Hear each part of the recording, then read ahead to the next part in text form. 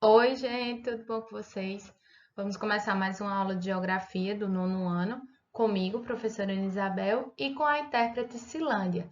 E hoje nós vamos falar sobre a geopolítica mundial, né? Continuar falando que nós iniciamos na última aula, sobre a Guerra Fria, né? E aí ver as questões da geopolítica mundial. Então, a gente viu que na Guerra Fria, né, a gente tinha esse dizer que era uma guerra improvável, mas ao mesmo tempo uma paz impossível.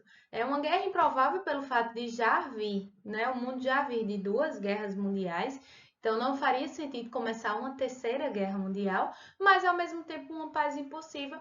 Por quê? Porque existia uma corrida armamentista, né, uma corrida para ver quem tinha o maior armamento bélico. Ao mesmo tempo, as duas potências elas ficavam em choques, né? Como a gente viu, a gente já vai ver agora também a crise dos mísseis, né? Que gerou uma confusão no cenário mundial, onde todo mundo ficou aflito, achando que ia eclodir a Terceira Guerra Mundial.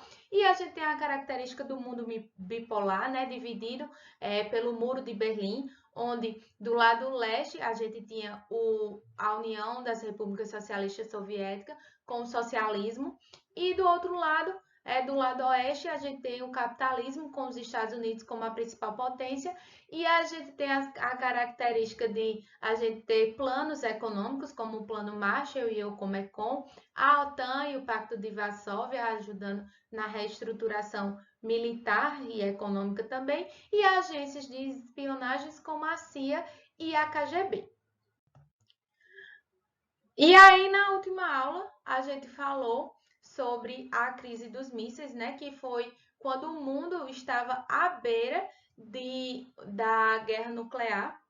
E a gente viu que a União Soviética ela colocou mísseis aqui no território de Cuba, bem próximo aos Estados Unidos, né? Se caso realmente eles viessem a atacar as principais cidades dos Estados Unidos, elas seriam atingidas e seriam destruídas, enquanto que os Estados Unidos colocam os mísseis no território da Turquia, que era do lado capitalista, e que também não vinha a afetar principalmente a capital Moscou, né? Que era uma das principais cidades na época da União das Repúblicas Socialistas Soviéticas. E aí eu fiquei de dizer o fim dessa crise dos mísseis, né? Dessa possível guerra que existiu. Realmente ela não teve, certo? Os Estados Unidos ele se comprometeu em retirar os mísseis da Turquia, e a União Soviética ela retirou os mísseis de Cuba, né? Eles assinaram um contrato, passaram dias, né? 12 dias de negociação, cada vez mais era uma exigência diferente da parte da União Soviética quanto aos Estados Unidos, né? E aí, finalmente, eles resolveram e retiraram os mísseis desses territórios, né? Tanto de Cuba como da Turquia. Então, não tivemos esta guerra. E aí a Guerra Fria, apesar de não ter tido um conflito direto, né? Os países, apesar de eu falar muito e não ter havido um conflito direto, quando eu falo não teve um conflito direto entre a União Soviética e os Estados Unidos, certo? Um embate direto entre eles, mas eles, tanto os Estados Unidos como a União Soviética, eles se envolveram em outras guerras que aconteciam no mundo, em outras disputas que se travavam em alguns territórios, por exemplo, como no Vietnã, certo? Todos os dois países eles se envolveram na disputa lá no Vietnã, mandando soldados, mandando apoio financeiro, certo? Então, não, por isso que a gente fala que não houve um embate direto, mas eles se envolveram lá em várias outras questões, na Coreia e entre outras. É, e aí a União Soviética, como é que se deu esse fim? Ele se dá com a União Soviética, que ela gastou muito, né, principalmente na parte militar, nessa corrida que a gente chamou da corrida armamentista, certo? E esse gasto foi fazendo com que o eles ficaram impossibilitados do desenvolvimento tecnológico em outros setores, certo? E aí a economia ela acabou ficando atrasada e limitou-se, ficou incapaz de atender às necessidades básicas da população.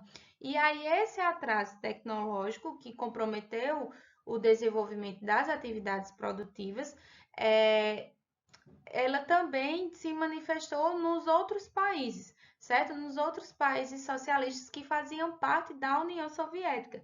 E aí, esse descontentamento da população e desse bloco socialista fez com que Mikhail Gorbachev, certo? Que era o dirigente da União Soviética, ele adotasse medidas como a medida Glasnost, que se referia à transparência política, cujo objetivo era promover a democracia, e a perestroika, que se referia a uma reforma de reestruturação econômica que ia buscar gradualmente alguns mecanismos da economia de mercado e o fim do planejamento econômico do Estado, ou seja, aos poucos ia se tornando capitalista. E aí a União Soviética ela passou a reduzir os investimentos nas questões de armamento e ter uma política de reaproximação com os Estados Unidos. E essa abertura de Mikhail Gorbachev, ela vai se estender por todo o leste europeu, certo? Para os países que faziam parte da União Soviética.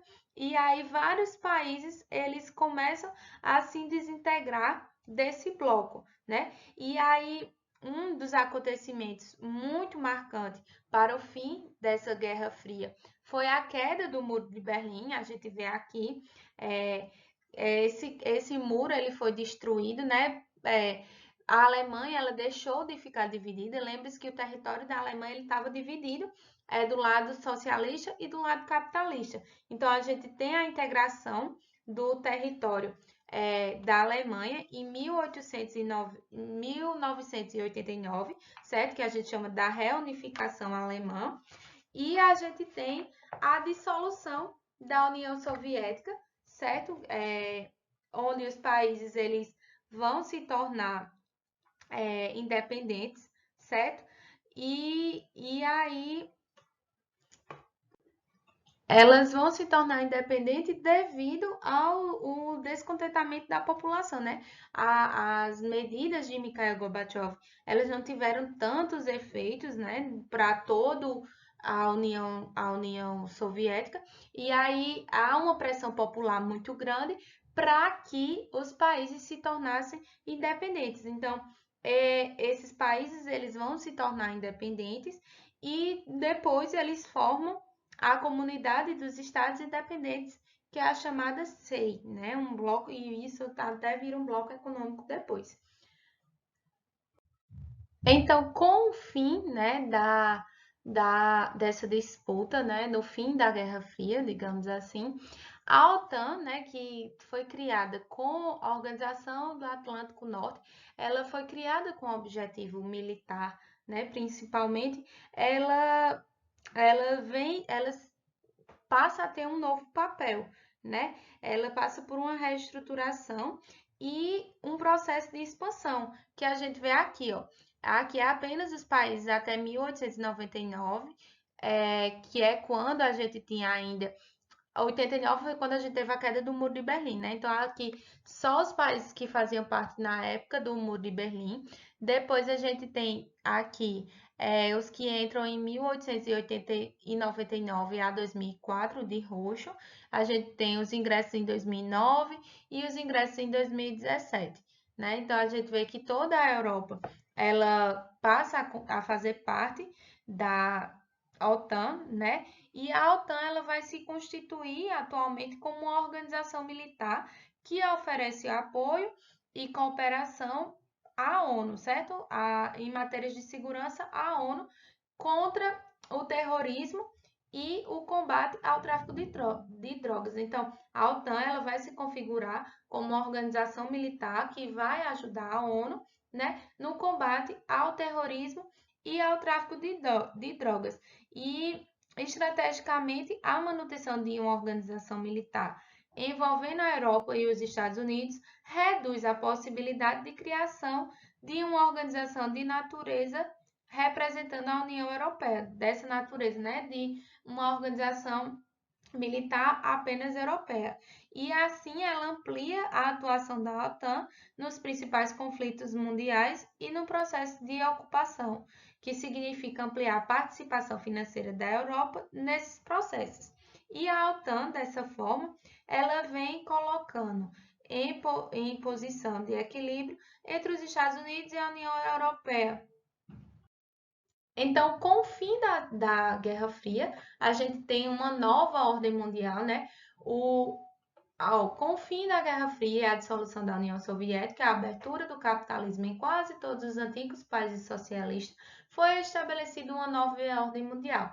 Os Estados Unidos assumiram, no primeiro momento dos anos 90, o papel de potência hegemônica nos planos econômicos, políticos e militar. Veja, a gente sai de uma configuração de mundo bipolar, onde a gente tinha uma disputa entre Estados Unidos e União Soviética, né? No pós-guerra, pós-Segunda Guerra Mundial, mundo bipolar, e nos anos 90, início dos anos 90, a gente tem uma potência hegemônica, os Estados Unidos, configurando como uma principal potência mundial.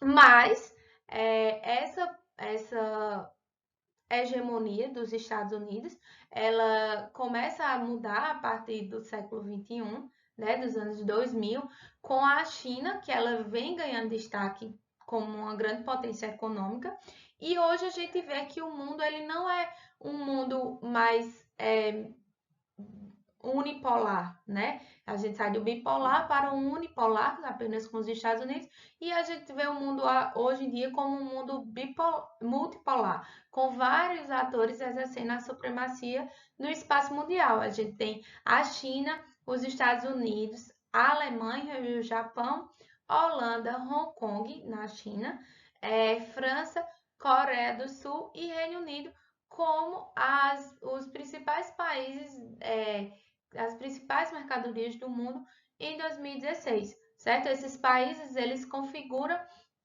grandes potências no cenário mundial hoje em dia. Então é isso, gente. Espero que vocês tenham entendido sobre a Guerra Fria, né? Entendido sobre esse conflito, que apesar da gente chamar de guerra, de fato não foi uma guerra. Entender como terminou, né? Essa diferença desse mundo bipolar que a gente tem pós Segunda Guerra Mundial, e aí a gente tem no início dos anos 90 o mundo unipolar, com os Estados Unidos exercendo o papel hegemônico, né? No cenário mundial, e aí no início dos anos 2000 a gente vê que ele perde essa força de potência hegemônica, apesar de a gente saber que os Estados Unidos ele tem uma força muito grande, sua economia ela representa muito no cenário mundial, certo? Impacta muito no cenário mundial. A gente vai ver isso mais para frente, dando continuidade às aulas, certo? E aí a gente vê agora uma configuração de um mundo multipolar, tá? Então eu espero que vocês tenham entendido. Qualquer dúvida, vocês, como eu sempre digo, podem perguntar ao professor de vocês e a gente se vê na próxima aula. Tchauzinho!